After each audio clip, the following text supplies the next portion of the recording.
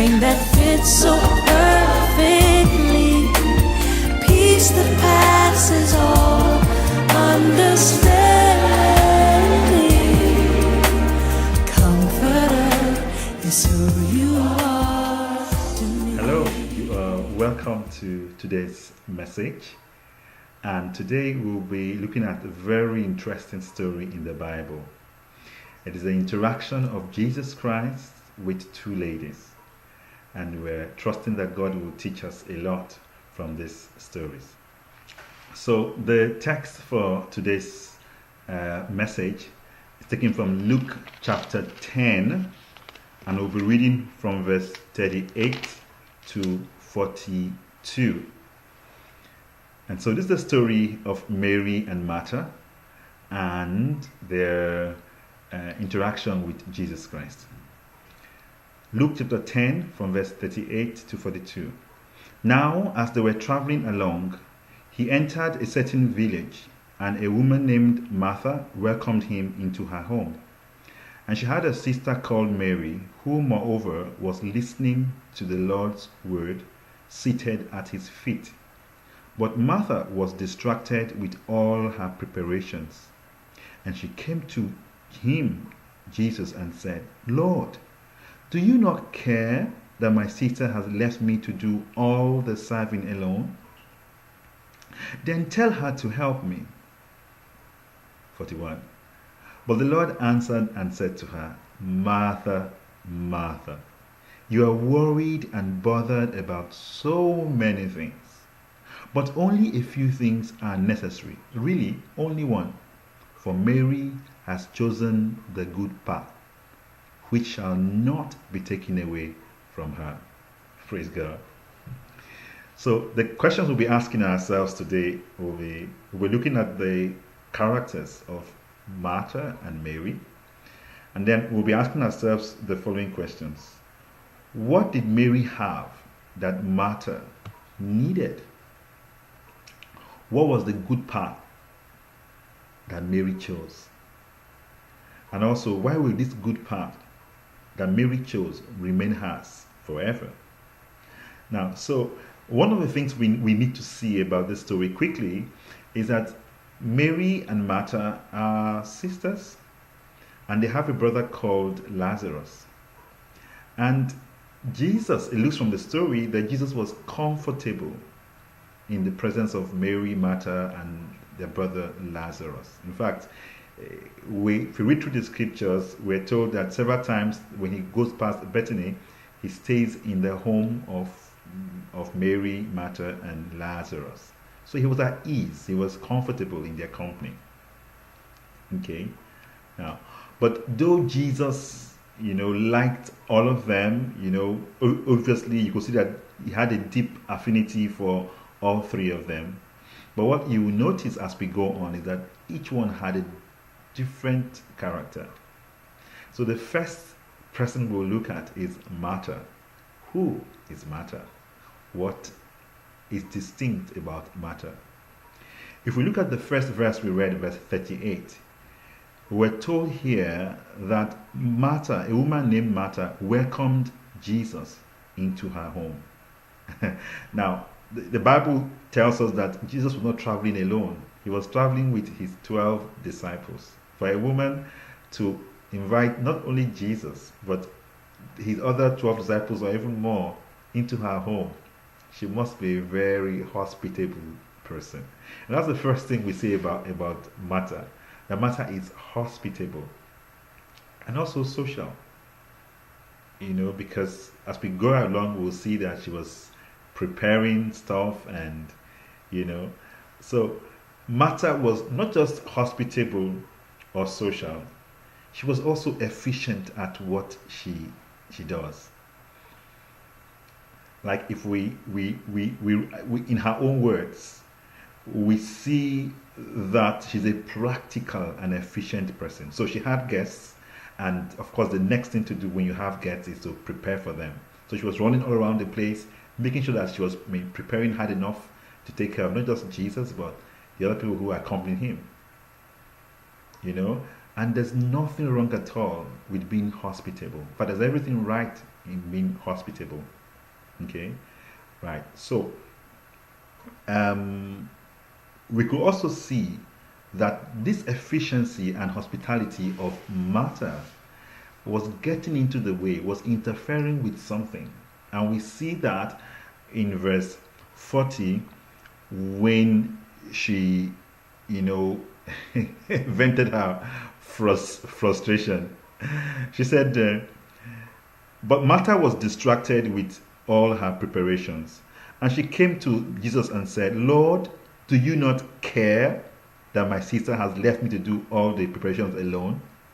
Then tell her to help me.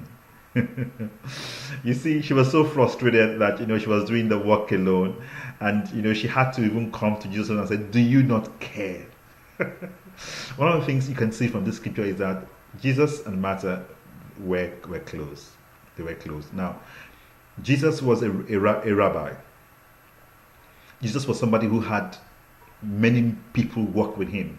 His disciples, at some point, were told that he had like 120 disciples. So he was a very important person. He had thousands who come to listen to him when he preaches. So for Martha to address him the way she did, obviously they were close. And she said, don't you care that my sister Mary is not helping me in the preparation? She was now, as it were, accusing the Lord Jesus Christ that he didn't care. Because if he did care, he would have asked Mary to help her. Now that was how frustrated she was with all of the situation. But again, you can see the reply of Jesus showed how close they were. In verse 41, Jesus answered and said to her, Martha, Martha, you are worried and bothered about so many things. Right. So, Martha was fretting over something quite important. Let's not make that mistake. Being hospitable, preparing for your guests is a big deal. It's important. But the problem was this. She was fretting about something that was important to her.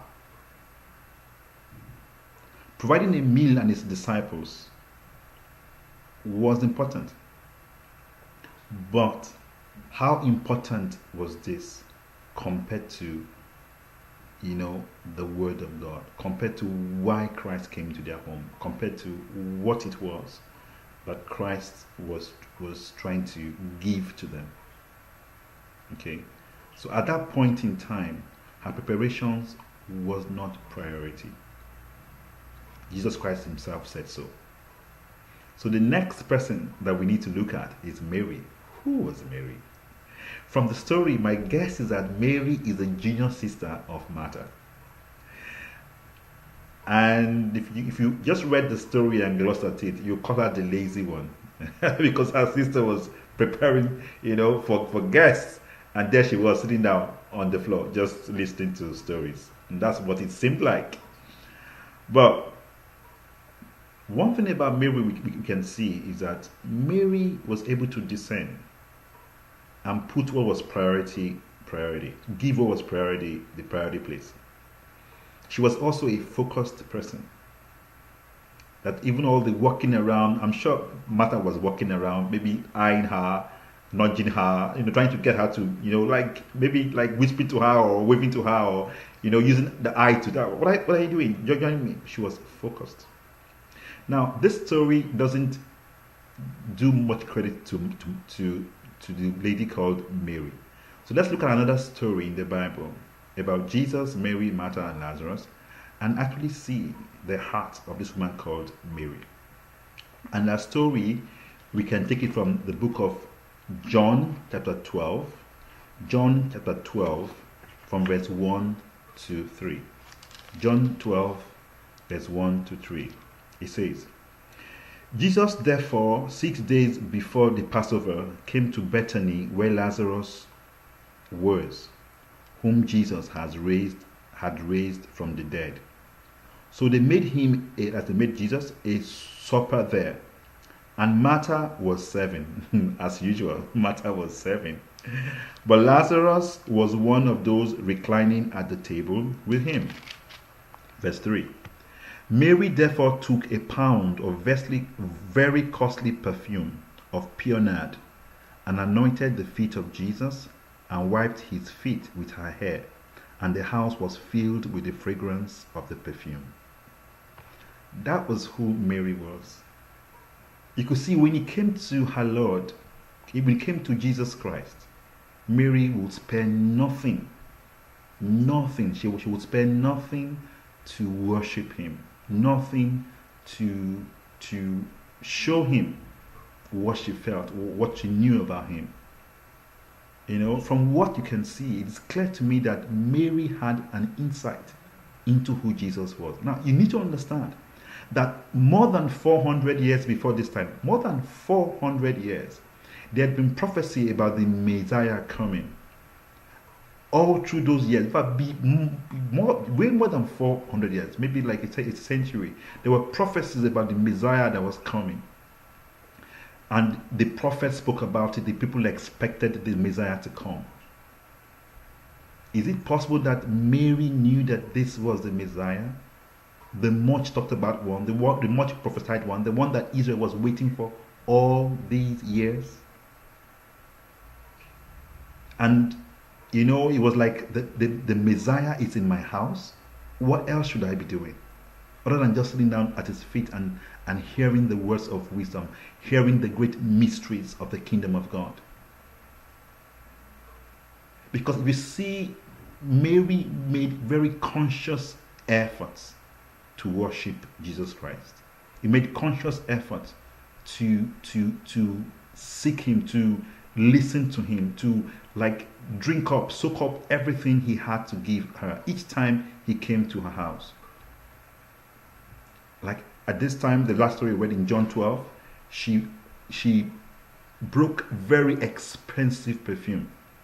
And from accounts that the people who have studied this have said that perfume was worth like a year's wages. The wages of a whole year. Imagine your salary for one whole year, and you need to buy one perfume and pouring it all on one person. I mean, that is dedication. That is who Mary was. Mary was so humble, convicted, and dedicated to Jesus and his teachings that no expense or personal act was too great or demanding for her to honor her Savior. This attitude, this outlook, and perspective is the kind of approach God desires of his disciples. Jesus highly regarded Mary's approach. Praise the Lord. What kind of choices do you make? What is priority to you? Are you like Martha, not being able to know at what time what is priority? What Martha did, I say again, what Martha did was not wrong. She was hospitable, she was taking care of the guests. But at that point, was that priority? Jesus didn't think so. Heaven didn't think so.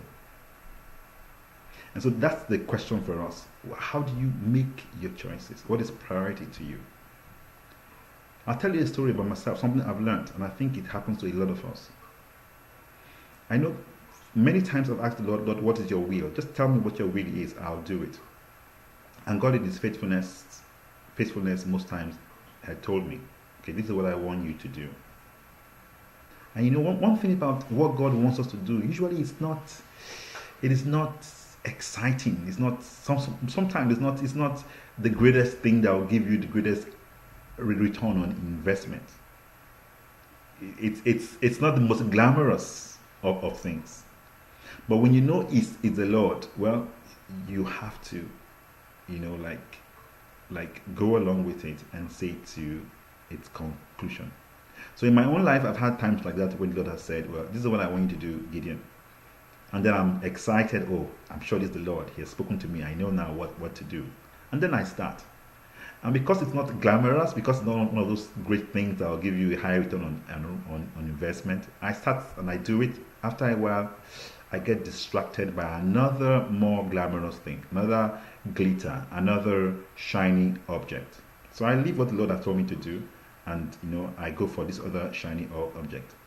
And time again, I realize this. Now, when I leave what the Lord has asked me to do and I go for these other shiny objects, after a while, I realize that those shiny objects, those things that were more glamorous, more glittery, lead to frustration. They don't lead to fulfillment, like the kind I was expecting. And most times, I have to drop every one of them and go right back to what the Lord has asked me to do. By this time, I lost time. By this time, I've used a lot of effort. And so, one of the things I've learned is, no matter what it is that is priority to God at the time, just do it. And stick with it. And try and ask God for strength to stick with it. Try and ask God for patience to stick with it. Because everything that God does is always perfect. At the end, it's more glorious, it's more profitable than anything else that we could have done. And so today, the message for you and I is, what choices are you making? What is priority to you? Is your priority heaven's priority? Is your priority kingdom priority? May God help us in Jesus' name. So God bless you till the next time we have to share something from the Word. Take care and make good choices. Bye for now.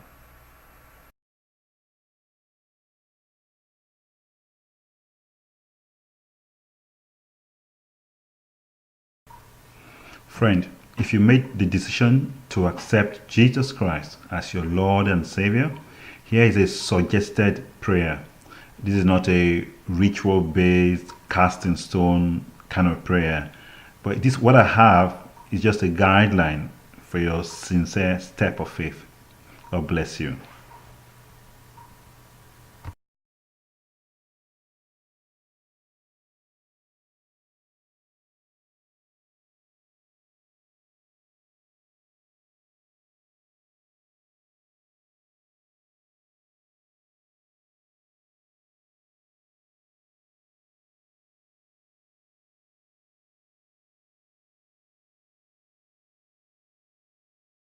You are comforter, that's who you are to me.